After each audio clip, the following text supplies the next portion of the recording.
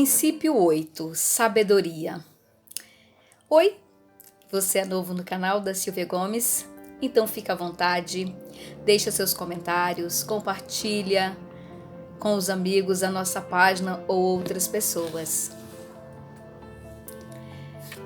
Hoje eu queria falar sobre um princípio muito importante, que é fundamental na nossa vida, tanto quanto pais, quanto pessoa.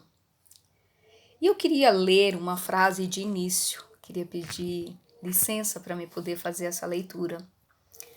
Eu queria começar dizendo que amar não é simplesmente dizer que eu te amo, mas é estar presente, é ajudar, é se colocar no lugar dessa criança e respeitá-la. É um dos meus primeiros princípios.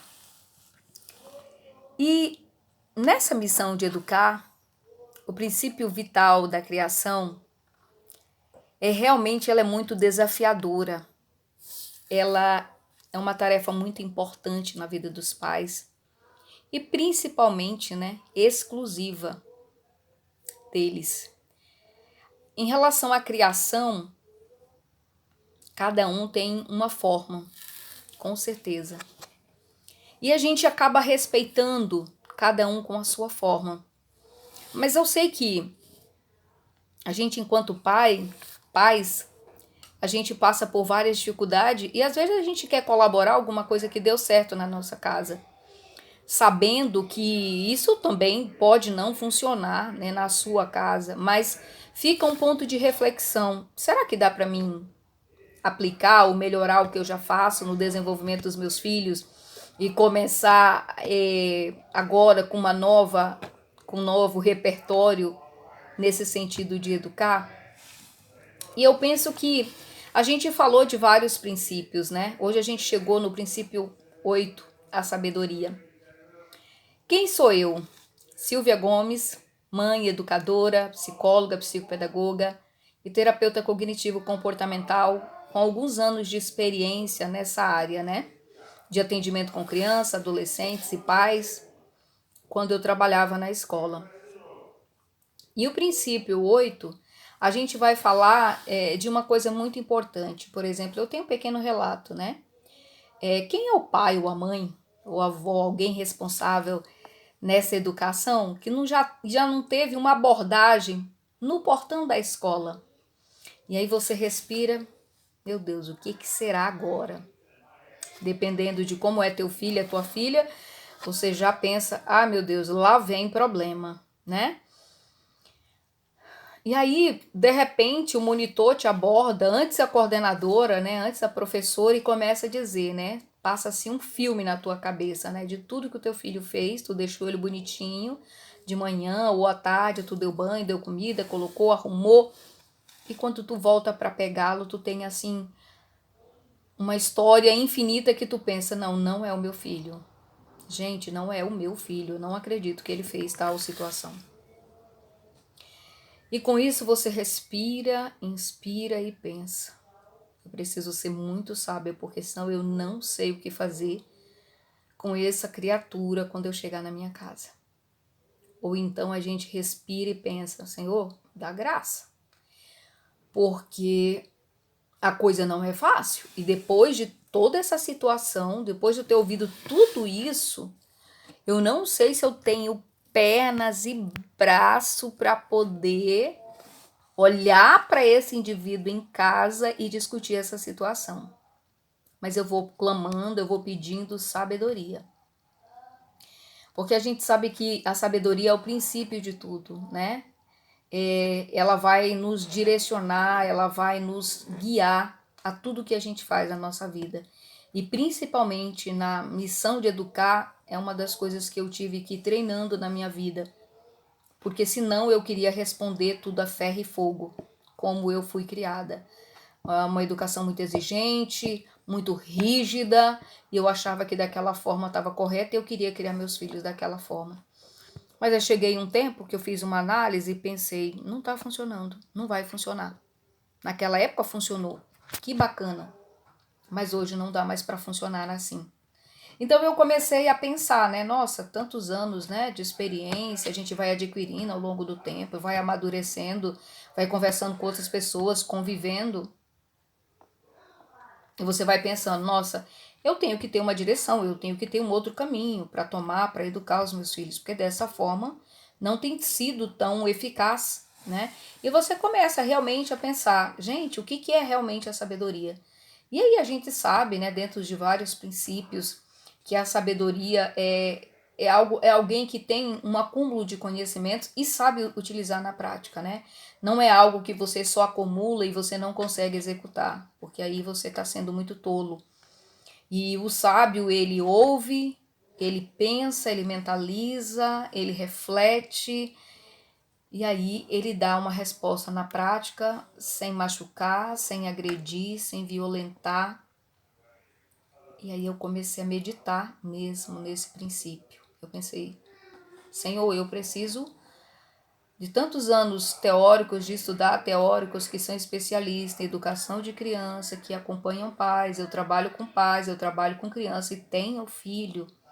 Eu preciso realmente meditar nessas palavras e começar a executar.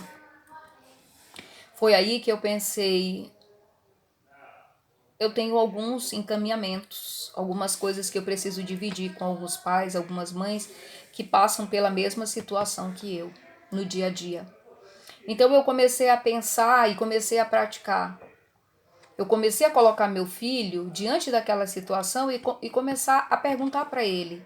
Se ele fosse a outra criança ou se ele fosse aquela pessoa que passou por tudo aquilo, como é que ele sentiria? Eu comecei a colocar ele diante da situação e pedir ele me dar resposta. Eu disse, quando você fazer alguma coisa na escola, ou for em casa, se eu não tiver, eu quero que você me dê respostas dessa atitude. O que você acha que eu poderia fazer? O que você acha que eu, seu pai, poderia fazer? E aí eu comecei a reforçar um reforço mais positivo, elogiar, valorizar e perguntar e incluir ele nessa discussão. Porque eu vi que assim eu conseguiria alguma coisa no fundo. E aí eu passei a elogiar o meu filho, né? Das boas maneiras, não criticar as situações negativas, não ficar falando, né, o tempo todo que ele só errava e que ele cometia erros, mas que ele poderia melhorar, que ele era meu orgulho, que ele fazia parte da família, que ele fazia parte da escola, que ele precisava respeitar. Enfim, comecei a fazer todo um discurso ao contrário do que eu já fazia antes, né? E aí eu comecei realmente a fugir dos hábitos antigos, porque o meu hábito antigo era, fez alguma fez alguma coisa errada na escola, eu punia em casa. Fez alguma coisa em casa, eu punia em casa. Então, assim, eu comecei a pensar assim, opa, vamos melhorar, né? Vamos melhorar, então, esse modo aqui, que ele possa colaborar comigo. Porque, assim, eu ficava muito brava e acabava sendo muito agressiva com meu filho, né? Porque assim, não estava tendo resultado. Então eu comecei a pensar, não, se eu conversar calma, se eu colocar ele diante desses problemas, diante da situação, quem sabe ele vai começar a entender, né? E aí eu comecei a mudar a minha postura, comecei a ser exemplo, comecei a me comportar diferente com ele, comecei a falar palavras diferentes, comecei a pensar em outros comportamentos, eu, meu esposo e a minha filha, comecei a ver que eles tinham qualidade, que ele era importante ajudar, colaborar dentro da escola ou em casa, que ele precisava entender que ele estava lá não para tumultuar dentro da escola ou dentro da sala de aula, mas ele estava lá para colaborar com todo mundo, porque senão, se ele tumultuasse, ninguém conseguia aprender. As crianças não conseguiam aprender e ele era a pessoa que estava sendo odiado pelos coleguinhas, né? Os coleguinhas foram para aprender, tem coisas que ele aprende rápido, que bom. Mas eu comecei a pensar, eu tenho que mudar esse meu comportamento. Eu não vou mais reforçar o comportamento indesejado, os comportamentos de erro. Eu vou ter que usar o segredo da educação milenar, enaltecer o que ele fez de bom, colocar ele como exemplo, dar valor para ele. E isso fez com que ele ampliasse e entendesse a minha preocupação, porque às vezes isso causava um mal-estar tão grande dentro de casa, era uma desarmonia. Porque no lugar de predominar a alegria, a gente vivia estressado, gritando e tudo, e já tinha que colocar de castigo, já tinha que ir para a masmorra, né? E a gente começou a perceber que o amor, a paz, o respeito, ele começou a se sentir à vontade, né? Ele começou assim, a entender que aquelas coisas que ele estava fazendo, ele tinha que pensar, ele tinha que parar. Porque assim, senão, se o meu marido não entrasse em ação, eu entrava em ação. E aí, às vezes, a gente não é de um casal de ficar brigando. Mas depois que as crianças dormem, a gente senta e vai discutir. Ou quando a gente vai no mercado, a gente aproveita para discutir algumas situações que ocorrem dentro de casa para não ficar fazendo na frente deles. Mas a gente acabava, às vezes, meu marido ficava calado, não se posicionava, mas eu estava na história a pruxa. Porque eu sempre via assim, eu pensava assim, pô, se eu não ensinar, se o meu marido não toma rédea e ninguém tomar, como é que vai ser, né? Então eu comecei a ensinar, eu comecei a pensar, não, eu não posso. E a partir de que eu comecei a valorizar, elogiar, essa educação começou a mudar dentro de casa, né? Ele começou a perceber que a gente estava